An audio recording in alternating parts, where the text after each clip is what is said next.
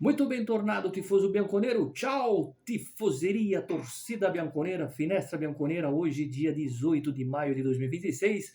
Eu sei que você estava aí vendo a convocação na seleção brasileira, mas hoje é um vídeo muito importante. Eu vou tentar falar rápido, tá? Porque tem muitos tópicos que eu separei aqui para vocês, ainda sobre a patética partida de ontem e uns pontos interessantes aqui para a gente comentar e analisar. Sempre agradecendo a todos que comentam. Se não puder comentar, é importante deixar o like, porque esse like ele faz com que o vídeo se propague no YouTube e qual que é o interesse que outros juventinos fiquem sabendo que existe esse canal, justamente para ter um espaço assim como você, que conheceu o canal meu, que por acaso está aqui participando. Lembrando que no final do mês a gente vai sortear uma camiseta personalizada com o distintivo da Juventus. A camisa eu mostrei no vídeo de ontem. Tá aqui, ó. Não deixe de ativar o sino e vamos aqui fazer alguns argumentos. A Juventus está com o pé... antes de mais nada, vamos lá. Hoje é o dia 18, né? No dia 18 de maio de 1977, a Juventus ganhava a Copa da UEFA. O primeiro título europeu da Juventus. Juventus que ao lado do Bayern de Munique e ao lado do Ajax é o único time europeu que ganhou os 3 títulos possíveis da Europa, tá? Para quem fala que a gente não ganha nada na Europa, o único que venceu todas as categorias de títulos europeus, ao lado do Bayern e do Ajax. Nem o Real Madrid conseguiu essa proeza. E aí, a Copa da UEFA nada mais é do que a Europa League nos dias de hoje. Mesma Copa da UEFA que em 93, liderados por Roberto Baggio, a gente bateu o Borussia Dortmund na final. Seria um sinal isso aí? Que a gente vai disputar mesmo a Europa League? Pois é, na data de hoje. Mas eram outros tempos, era um timaço aquele da Juventus, os caras corriam, tá?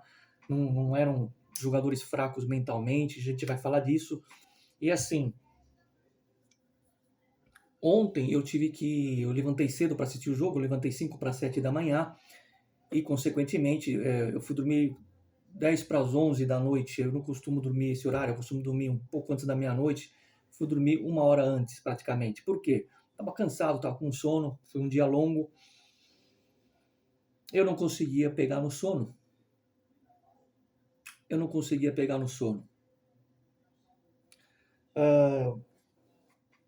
O meu ídolo no futebol é o Del Piero. O melhor jogador que eu vi jogar na vida chama-se Diego Armando Maradona. Inclusive, quando ele faleceu, eu fiz um vídeo aqui no canal com ele com a camisa do Napoli, tá?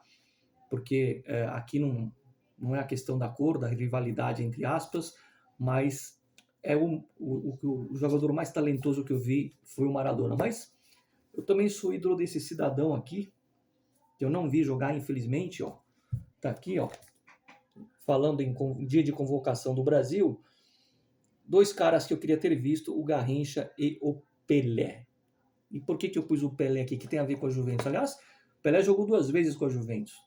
O torneio Cidade de Turim foi 4-2 para a Juventus, com 3 gols do Omar Sivori, o ítalo argentino, e no amistoso que o Santos fez, aí o Santos venceu por 2-0, ou seja, uma vitória para cada lado, com 2 gols de diferença. Mas por que eu pus o Pelé nesse início do vídeo? Porque o Pelé é uma das coisas que eu admiro nele como atleta, pela história dele. Uma vez eu vi uma entrevista dele quando era criança, onde ele falou assim: qual que é o segredo para você estar tão bem fisicamente e correr com tanta volúpia nas partidas? Veja, nós estamos falando aqui dos anos 60, não tinha todo esse aparato que tem hoje, os atletas correndo cada vez mais. E naquela época ele corria além do que os outros corriam. Ele falou assim: o segredo são 8 horas de sono. Todo mundo ficou assim: mas é só isso? É só dormir? É só dormir? Não. Ele falou: tem que saber dormir. E o mínimo na regra são 8 horas de sono. Hoje as pessoas, os médicos falam, né, que é importante o sono. Então o Pelé estava bem acima. E eu fui tentar dormir, justamente porque eu estou tentando manter 8 horas de sono todos os dias, de um ano para cá. Eu não sei vocês, mas eu ontem deitei na cama às 11 e eu não conseguia pegar no sono. Eu me virava de um lado, eu fechava, estava com o olho fechado, deixei a janela toda escura, e me vinha a imagem de Gregório, me vinha a imagem do Cambiasso, do Locatelli, do Vlahovic, do McKennie, virava de um lado, virava do outro, falei: bando de filho da puta, não consigo dormir por causa desses caras. Vocês acham que eles também não dormiram de noite? Eu duvido. Mesmo com o protesto da torcida no final, né? Aliás, tem um conhecido meu, eu sigo ele no Instagram, ele faz aqueles vídeos curtos, né, os shorts. Ele saiu 2 minutos antes de acabar o jogo, mas não é porque ele saiu porque estava de saco cheio ou aquela coisa do modinha que abandonou, não. Ele saiu 2 minutos antes da partida acabar, sabe por quê? Ele falou assim, porque eu não quero olhar na cara desses incompetentes, porque quando acaba o jogo, o time vai lá debaixo da curva, atrás do gol, e no caso da derrota, eles não levantam, né? Eles baixam a cabeça, um meia-culpa. Ele falou, eu não quero olhar na cara desses indignos, então eu vou sair antes para não ter que olhar na cara deles, para vocês verem o nível que chegou. E eu não conseguia dormir por causa disso, tá? Porque eu não conseguia pegar no sono justamente por causa que me vinha esses nomes à cabeça. Ontem eu não falei do gol da Juventus, jogado do McKennie, teve um gol, foram dois, né? O gol anulado realmente foi gol legítimo, mas eu não falei para não tirar o foco. Muita gente não sabe, e eu também não sabia até alguns meses atrás, quando eu estava na Itália. Ah, mas a Juventus não reclama de arbitragem. Não, eu descobri que ela sempre reclamou. Só que ela reclamou nos bastidores sem conhecimento dos jogadores. O Boniperti fazia isso juntamente com representantes da Federação Italiana. Eu nunca soube disso. Eu que tenho 50 anos fui saber disso há 6 meses. E por que ele não reclamava publicamente? Para não dar álibi para os jogadores. Então imagina se hoje chegasse um dirigente da Juventus, o John Welcome mesmo, não posso admitir ser roubado em casa, o VAR tá errado, tá dando álibi para esses vagabundos. Até nisso a Juventus me surpreendeu de maneira positiva ao longo dos anos e da história. Eu não falei ontem do gol, tá? Mas foi um gol legítimo, mas isso não muda uma vírgula do que eu falei. A gente não é igual aos interistas que quando perde a culpa é da arbitragem. Uma coisa é o jogo do Lecce, que o time mostrou a alma, que o time correu e vencia já por 1-0 e o segundo gol ali era para garantir uma tranquilidade maior. Outra coisa é o jogo de ontem que eles não entraram em campo. Me lembrou ontem, foi um repeteco da partida com o Verona e da partida contra o Como no retorno. Não entraram em campo, não suaram a camisa. Então não se fala de arbitragem, apesar de ter sido um gol legítimo. Para mim, isso não conta no caso de ontem. Por isso que eu não falei da arbitragem ontem, tá? Não é que eu esqueci. Para não desviar o foco e as pessoas acharem que perdeu por causa da arbitragem. Agora, depois de ouvir o que o Spalletti falou, ele fez o meia-culpa, ele falou assim, eu sou o primeiro culpado de tudo, só faltava ele falar que não tinha culpa, ele tem muita culpa, assim como os jogadores. E aí ele falou o seguinte, eu vou conversar durante a semana com o John Welcome, eu quero uma reunião com o John Welcome. Muito bem. Eu não sei o que ele vai falar com o John Welcome, não sei se vocês viram isso, ele falou na coletiva que vai conversar com o John Welcome. Eu não sei o que ele vai conversar com o Welcome. Tem pessoas que daí dizem que ele vai pedir uma rescisão amigável, sem multa. Tem pessoas que dizem que ele vai pedir para o Welcome, do bolso, contratar jogadores de nível, e aí precisa ver quem que vai querer jogar a Europa League. Ou simplesmente ele vai falar para o Welcome assim, eu não consegui o objetivo porque o seu diretor fracassou com o Comoli e com o Openda. Eu pedi um centroavante quando eu cheguei, que o Vlahovic machucou. Talvez ele vai falar isso e falar, então, você que sabe, você quer que eu continuo. Mas essa é a situação, a gente jogou o retorno todo sem atacante. Uma dessas três coisas, acredito que é a pauta da conversa que o Spalletti vai ter com o John Welcome, né? E assim, hoje eu vi também o que o Locatelli falou. Eu sempre defendi o Locatelli, mas ele falou assim que mentalmente eles jogadores da Juventus, veja bem, o capitão da Juventus fala isso, tá? Que mentalmente eles não estavam preparados para essa pressão de ter que jogar com a camisa da Juventus, não podendo errar, já que eram 3 jogos para não errar, tanto o Verona como a Fiorentina, né? E o Torino, no caso, o último jogo. Como que um jogador fala que não... E aí tem gente na Itália que está defendendo o jogador, ele não é culpado é quem põe eles lá. Sim, até certo ponto sim, não é culpado do cara que é ruim, é quem coloca ele em campo, quem contrata. Só que na hora do Locatelli fazer o contrato, o McKennie, o Gambiasso, será que eles falam, eu não quero ganhar tanto porque eu não quero pressão? Aí eles querem ganhar com aqueles caras que querem pressão, que estão habituados com pressão. Vocês lembram do vídeo que eu fiz aqui? Quem não viu, veja, na última data FIFA, do psicológico, mentalidade vencedora. Não, eu vou lá, eu não sou federado, mas Mário, vou lá, vou jogar bola, eu treinei para isso, eu sei que eu posso fazer essa jogada, não vou ligar para a torcida, vou lá. Psicológico. Vocês viram que o Mandrágora falou na sexta-feira, no sábado à noite, na conferência Estampa, na entrevista antes do jogo? O Mandrágora falou assim: amanhã nós vamos entrar com a faca nos dentes contra a Juventus. Detalhe, não tinha um torcedor da Fiorentina no estádio.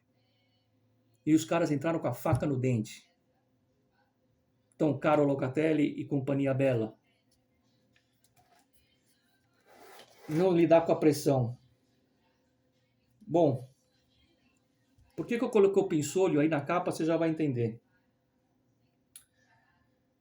Ai, ai.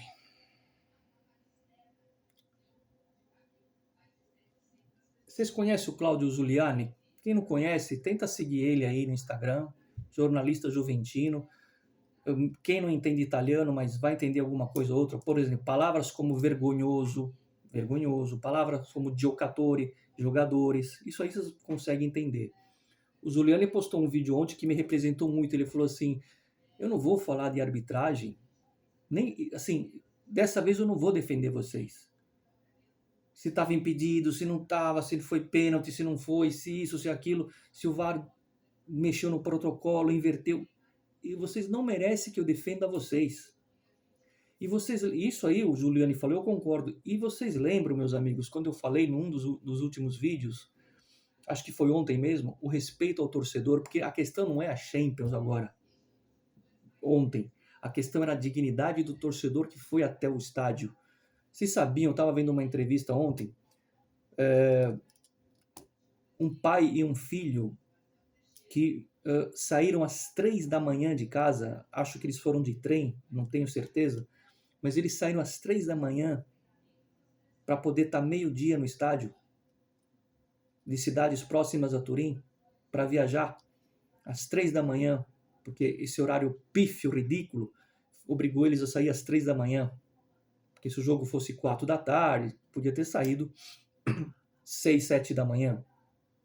Mas no meio da madrugada. Quer dizer, como esse, tantos outros, e alguns eu conheço que viajam de longe, que viajam do sul da Itália, atravessam o país todo, para chegar lá e o jogador não correr, ou o jogador depois falar que não está aguentando a pressão, que não está aguentando não, que não está preparado para lidar com pressão. E aí eu jogo um contraponto para vocês. No papel, eu sempre falei que o time não é ruim. Que isso é uma mistura de jogadores acomodados, por exemplo, o Gambiasso, muito acomodado, e jogadores fracos mentalmente. Porque vejam, quem foi o campeão italiano? Foram eles, né?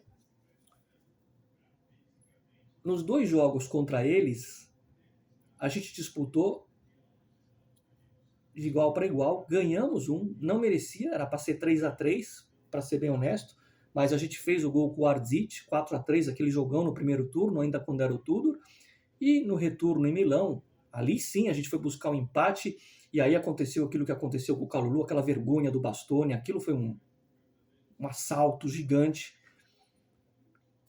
mas eles mostraram que podiam jogar de igual para igual contra os campeões. O mesmo time que depois perde 2 para o Como. Então me parece muito mais uma coisa mental do que técnica. Então quando eu falo que é jogadores que não servem para a Juventus, não estou falando só tecnicamente. Estou falando sobretudo no mental. Né? É um ponto que eu trago para vocês analisar, não sei se vocês concordam, que no papel não é que são... Eu não gosto de usar essa palavra e não vou usar. Aquele animal que vive na água, que viralizou aí nos canais dos clubes brasileiros. Vou usar um termo antigo, perna de pau. Não são jogadores pernas de pau totalmente. Tem jogador bom, né? Mas e o mental deles? É um contraponto que eu trago, porque contra eles, contra os times de Milão, o time foi bem nas 2 vezes que encarou eles. Como foi bem também, né, no jogo contra a própria Roma. O retorno contra o Napoli, né? Só que não é só o técnico, tem que ter o mental para jogar na Juventus, né? E a gente está triste, a gente está desiludido. Pode acontecer do time ir para a Champions? Claro que pode. De repente o time ganha do Torino, e já já eu chego no Pinsolho. A Roma é a Roma, né? De repente empata com o Verona lá, o Como tropeça também e a gente entra em quarto. Só que se isso acontecer, essa hecatombe favorável acontecer, eu não vou mudar a minha opinião. Não é um grupo que merece. Eu vou dizer, caiu do céu, mas não merece. Não é a Juventus que não merece ir para a Champions. A instituição Juventus tem uma história muito forte nas competições europeias, como eu já disse no início do vídeo, desde a Copa UEFA até a própria Champions. Mas esses jogadores não merecem disputar um torneio desse nível, nem com a Juventus e nem com qualquer outro grande clube da Europa. Mas se não aguenta a pressão, não pode jogar no Real Madrid, não pode jogar no Bayern, não pode jogar no Liverpool, não pode jogar nesses times que tem a camisa pesada, né? E aí, a gente está desiludido, mas assim, por que eu pus o Pinsolho na capa? Esse vídeo não vai chegar até o Spalletti, óbvio. Pinsolho e mais 10. O que eu vou falar aqui talvez muita gente não vai entender. A maioria não vai entender. Alguns vão. E não vai entender, não é porque não vai entender. Deixa eu explicar. Não tem Boca e River? Não é uma rivalidade à parte, Boca Juniors e River Plate? Um não aceita perder para o outro? É exatamente o que vai acontecer domingo. Para quem conhece a cidade de Turim, é uma rivalidade muito grande, muito forte. Eu conheço ali vários comerciantes que torcem para o Torino e para a Juventus. Eu já frequentei bar onde o barista era torcedor do Toro. Então, assim, é muito grande a rivalidade entre os dois. É que nem Boca e River, eles não aceitam perder um para o outro. E aí é um jogo que a Juventus não pode perder, não pela Champions, é pela dignidade principalmente do torcedor que for a Turim, aquele que mora em Turim ou que mora nos arredores de Turim e vai ver o jogo.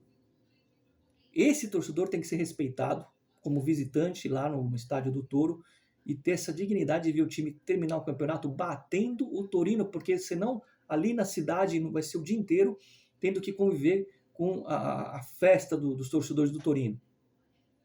E aí, quando a gente fala em dignidade da camisa, o único que vai entender o sentimento do derby é o Carlo Pinsolho.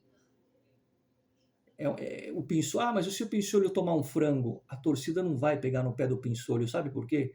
Porque se tem um jogador que conhece os valores da Juventus, um jogador operário, que pensa no clube, que pensa na camisa, é o Pinsolho. Nunca reclamou de nada, sabe o lugar dele. Até ajudou o Di Gregório num determinado momento. Lembram da colinha dos cobradores lá? Eu não lembro agora o time que foi, que ele passou pro Di Gregório o canto que o cara ia chutar, o Di Gregório defendeu o pênalti. Mérito do Di Gregório, sim, mas se não fosse o Pinsolho jogar aquela cola... Então, Spalletti, coloca o Pinsolho domingo. Porque pelo menos a gente vai ter pelo menos um em campo, que vai entender o que é o derby e o que é o caráter de jogar para defender essas cores. A gente está muito triste, a gente está desiludido, mas lembre-se, o Gianni Agnelli dizia que a Juventus é um amor para a vida toda, feito de alegrias, de amor e também feito de muita desilusão. O Agnelli falava isso, o Gianni, não o Andrea, o avô dele, falava isso, que a desilusão faz parte dessa história de amor. E é o que nós estamos vivendo agora, nesse momento, uma desilusão. Tá bom? Isso é o que eu queria falar. Então, o Pinsolho, para mim, é ele e mais 10 domingo. De repente pode puxar alguém da Primavera, de repente pode coloca desde o começo o Bogar, coloca o Miretti desde o começo. O Bogar, o Miretti e o Conceição pelo menos estão correndo. Conceição também está aí na expectativa de ser convocado, parece que foi convocado e estava correndo. Entendeu? É isso que eu tenho para dizer. A torcida está brava, está revoltada. Reafirmo o que eu falei nos últimos vídeos, não estou tão certo assim que o senhor Comoli fique, tá? Falei demais, tomei o tempo de vocês, mas dá tempo ainda de pedir de novo o like. E falem aí para mim se vocês concordam que é um problema muito mais mental do que técnico, embora tenha muito jogador fraco. Quantas vezes a gente falou aqui que essa é a pior Juventus dos últimos anos? E há um consenso entre os jornalistas que cobrem a Juventus na Itália de que esses jogadores que a gente considera top seriam reserva. O Pio Dias ia ser reserva 10 anos atrás. Ele ia ser reserva, né? Naquele time de 2015, que chegou na final da Champions, ele ia ser reserva.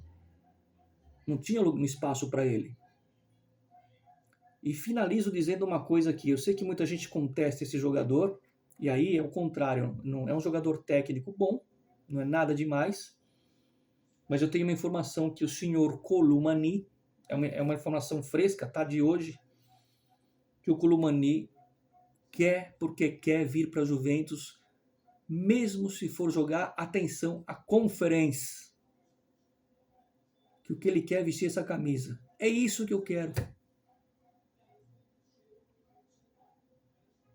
O cara tá louco para voltar para a Juventus, independente do campeonato. É isso que a gente quer, é isso que a gente precisa. E repito, às vezes é bom dar um passo para trás, no caso ficar fora, para começar tudo do zero. E o que eu falei ontem está valendo. Ninguém se salva nesse time, tirando raríssimas exceções. O Bogá acabou de chegar, não tem culpa. O Conceição pelo menos mostrou vontade, que é obrigação mostrar vontade, ele fez o mínimo. E claro, o Pinsolho não tem culpa de nada do que aconteceu na temporada. O resto, ninguém é intocável. Ninguém. Porque nós, eu, vocês, quem vai no estádio, quem não vai, não importa. Nós somos a Juventus. Não são esses caras que na hora de fazer o contrato exigem valores altos e ali eles não pensam na pressão que eles podem sofrer por jogar nesse clube. Na hora que vem a pressão, pelo menos eles admitem, é muita pressão, a gente não está preparado. Like no Finestra, nos vemos. Boa segunda-feira a todos vocês. Sempre Forza Juve, fino alla fine. E é a dica do rei, Não vou imitar o Pelé, senão vai cair o vídeo, mas dormi 8 horas, entende? Nos vemos.